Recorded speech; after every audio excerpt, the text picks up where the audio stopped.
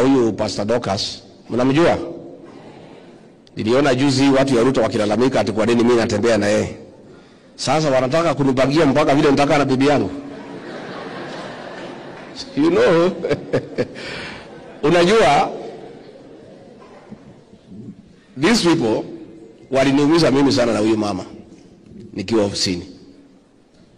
Because William Ruto hakutaka nitembee na mama kanisani akiweko. Akaniambia protocol is only right that when he is with his wife is when I should be with mine. So ikakuwa ati mama akitaka kutembea na mimi lazima tuulize kama bibi ya Ruto watakuwa hapo.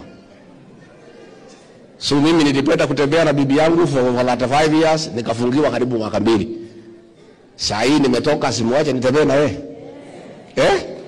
Sasa nimeona hii watu ya Ruto wanalalamika ati mimi natembea na bibi yangu kanisani. Sasa wanataka nitembee na nani?